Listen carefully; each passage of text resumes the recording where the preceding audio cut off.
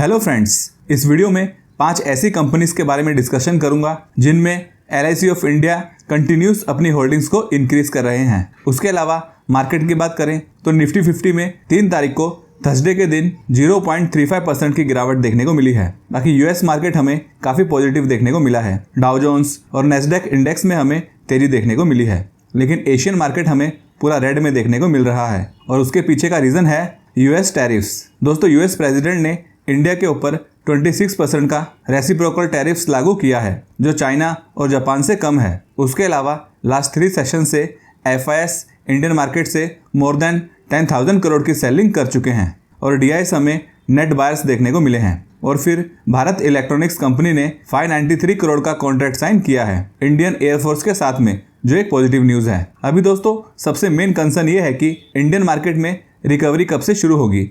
अभी बहुत से एनालिस्ट का मानना है कि 2025 की एंडिंग से मार्केट पॉजिटिव देखने को मिल सकता है और global financial services Morgan Stanley का मानना है कि इंडियन मार्केट अभी काफ़ी अट्रैक्टिव है लॉन्ग टर्म के लिए और उनका ये भी अनुमान है कि दिसंबर 2025 तक सेंसेक्स 1,05,000 पॉइंट्स तक होगा। तो देखते हैं आने वाले टाइम में मार्केट कैसा रहता है। लेकिन अभी भी देखा जाए तो काफ़ी सारी टॉप क्वालिटी कंपनीज हो या फिर ETF ले लो या म्यूचुअल फंड्स देख लो, अभी भी काफ़ी अच्छी वैल्यूएशन पर अवेलेबल है। तो जिनके पास भी ज़्यादा फंड्स होंगे उनके लिए तो बेस्ट अपॉर्चुनिटी होगी। तो चलिए अब वीडियो को शुरू करते हैं और जानते हैं कुछ कंपनीज के बारे में जिसमें LIC ने अपना स्टेक बढ़ाया है। फर्स्ट कंपनी की बात करें तो ये है अपोलो हॉस्पिटल्स एंटरप्राइज लिमिटेड। इस कंपनी में LIC ने दिसंबर 2023 के बाद में लगातार अपना स्टेक बढ़ाया है।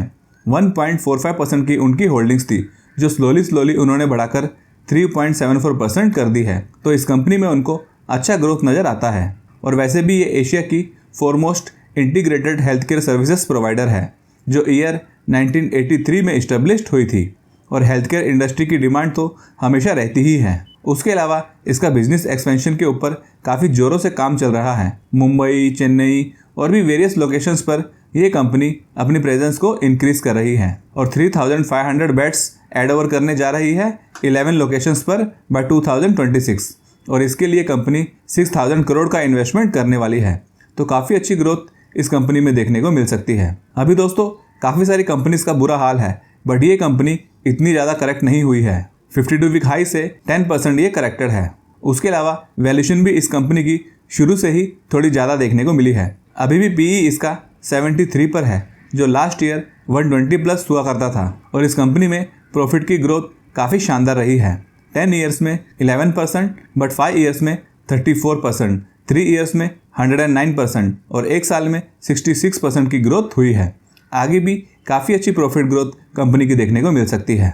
अगली कंपनी है हिंदुस्तान एरोनॉटिक्स लिमिटेड। दोस्तों, इस कंपनी में देखा जाए तो सितंबर 2023 के बाद में LIC ऑफ इंडिया कंटिन्यू इसमें अपना स्टेक इंक्रीज कर रहे हैं। सितंबर 2023 में उनका स्टेक इस कंपनी में 1.55% का था, फिर उन्होंने इंक्रीज करके 1.59 किया था, फिर 1.89%, उसके बाद में 2.03%, फिर 2.24% और रिसेंटली 2.53% का स्टेक उन्होंने किया था। तो LIC ऑफ इंडिया इस कंपनी को लेकर काफ़ी पॉजिटिव नज़र आते हैं। उसके अलावा FIS ने इस कंपनी में अपना स्टेक 11.85% से बढ़ाकर 12.26% किया था और प्रोमोटर्स की तो 71.64% की स्ट्रॉन्ग होल्डिंग्स है। बात करें प्रॉफिट की ग्रोथ की तो 5 साल में 26% की प्रॉफिट ग्रोथ थी, 3 साल में 33% और 1 साल में 41% की प्रॉफिट ग्रोथ हुई है। तो कंटिन्यूस इसमें ग्रोथ हमें अच्छी देखने को मिली है और रिटर्न्स भी इस कंपनी ने काफ़ी अच्छे प्रोवाइड करके दिए हैं। बात करें वैल्यूएशन की तो इसका PE अभी 32.9 पर देखने को मिलेगा, जो अपने इंडस्ट्री PE 79.3 से काफ़ी कम है। तो वैल्यूएशन कंपनी की पहले से थोड़ी कम हो गई है। उसके अलावा दोस्तों, इस कंपनी का 2030 तक 2 लाख करोड़ से ज़्यादा ऑर्डर बुक का एम है, जो कि ये कंपनी तेजस फाइटर एयरक्राफ्ट, वेरियस हेलीकॉप्टर्स और भी वेरियस डेवलपमेंट पर इस कंपनी का काफ़ी फोकस है। तो फ्यूचर में इस कंपनी से हम काफ़ी अच्छी ग्रोथ की एक्सपेक्टेशंस कर सकते हैं। दोस्तों, पिछले कुछ टाइम से इस कंपनी में अच्छी तेजी देखने को मिल चुकी है और 200 डेज और 50 डेज मूविंग एवरेज को क्रॉस होते हुए देखने को मिल चुका है। उसके बावजूद भी अभी भी ये कंपनी अपने 52 वीक हाई से 23% करेक्टेड है। तो इस कंपनी के ऊपर आप अपना एनालिसिस कर सकते हो। नेक्स्ट कंपनी है IRCTC। इस कंपनी में भी हमें LIC का स्टेक बढ़ते हुए देखने को मिला है। जून 2024 में इनका स्टेक इसमें 8.98% का था, फिर नेक्स्ट क्वार्टर में बढ़ाकर 9.58% किया था और रिसेंटली 10.04% होल्डिंग्स उन्होंने कर दी है। तो इस कंपनी को लेकर भी ये लोग बुलिश नजर आते हैं। बात करें FIS की तो FIS का इस कंपनी में 7.45% का स्टेक है और प्रोमोटर्स का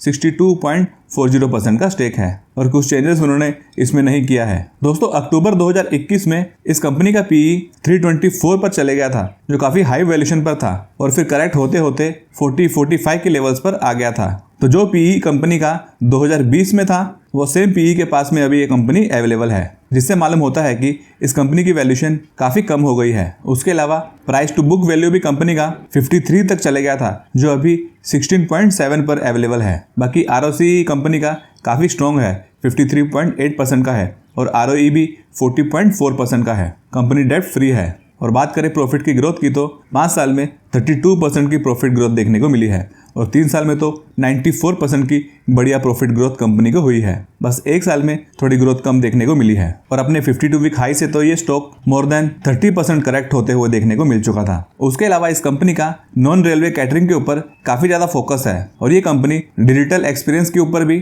काफी इंप्रूवमेंट कर रही है। उसके अलावा और भी काफी चीजों के ऊपर इस कंपनी का फोकस है। तो अगर आपको रेलवे सेक्टर पसंद है तो फिर इस कंपनी के ऊपर आप स्टडी कर सकते हो। फिर नेक्स्ट कंपनी है LTIMindtree लिमिटेड। ये भी एक एक्सेलेंट कंपनी है जिसमें LIC ऑफ इंडिया लगातार अपना स्टेक बढ़ा रहे हैं। जून 2022 के बाद में कंटिन्यूस उनका स्टेक इस कंपनी में बढ़ते हुए देखने को मिला है। एक क्वार्टर भी ऐसा नहीं हुआ जिसमें उन्होंने अपनी होल्डिंग्स को कम किया हो और होल्डिंग्स बढ़ा के उन्होंने 7.06% कर दी है। तो इस कंपनी को लेकर LIC ऑफ इंडिया बहुत ही पॉजिटिव नजर आ रहे हैं। उसके अलावा FIS ने भी इस कंपनी में अपना स्टेक 7.39% से बढ़ाकर 7.45% कर दिया था और प्रोमोटर्स का 68.57% का स्ट्रॉन्ग स्टेक है और ये कंपनी अपने 52 वीक हाई से 35% तक करेक्ट हो चुकी है। दोस्तों, इस कंपनी का AI टेक्नोलॉजी के ऊपर काफी बढ़िया फोकस है और ये अपनी रेवेन्यू की ग्रोथ के ऊपर भी काफी ज्यादा काम कर रही है और 2032 तक इस कंपनी का $10 बिलियन रेवेन्यू का एम है और सेक्टर्स लाइक हेल्थ केयर,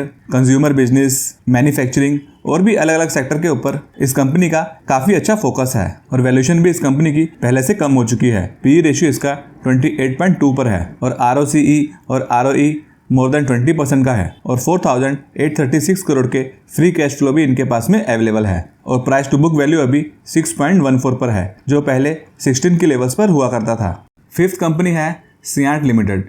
इस कंपनी में दोस्तों LIC का 2.17% का स्टेक था, जो उन्होंने बढ़ाकर 3.11% कर दिया था। उसके अलावा DSP small cap fund, Mirae asset, ELSS tax saver fund और आदित्य बिरला फंड ने भी इस कंपनी में स्टेक इंक्रीज किया है, जो अच्छा पॉइंट मानकर चलेंगे। तो DIS और FIS दोनों की इसमें काफ़ी ज़्यादा स्ट्रॉन्ग होल्डिंग्स है। उसके अलावा दोस्तों इस कंपनी का इंटेलिजेंट इंजीनियरिंग एंड टेक्नोलॉजी के ऊपर काफ़ी मेजर फोकस है और ये अपने सेमीकंडक्टर बिजनेस को भी एक्सपांड कर रही है, जिस पर गवर्नमेंट काफ़ी इन्वेस्ट भी कर रही है। दोस्तों, इस कंपनी के स्टॉक में काफ़ी ह्यूज गिरावट देखने को मिल चुकी है। 52 वीक हाई से मोर देन 40% करेक्ट हो गया था और PE रेशियो भी इसका 21.3 पर आ चुका है, जो अपने इंडस्ट्री PE से नीचे है और प्राइस टू बुक वैल्यू भी 2.63 पर है। तो वैल्यूएशन इस कंपनी की काफ़ी अट्रैक्टिव दिखाई दे रही है। उसके अलावा जिनको ETF पसंद है, जैसे कि स्मॉल कैप 250, मिड कैप 150 और निफ्टी नेक्स्ट 50, ये सब ETF भी काफ़ी करेक्ट हो गए हैं। तो दोस्तों, आज की वीडियो में इतना ही। आपकी इन कंपनीज के ऊपर क्या राय है, ये आप मुझे कमेंट में बता सकते हो। वीडियो को लाइक कर दीजिए। Thank you for watching this video.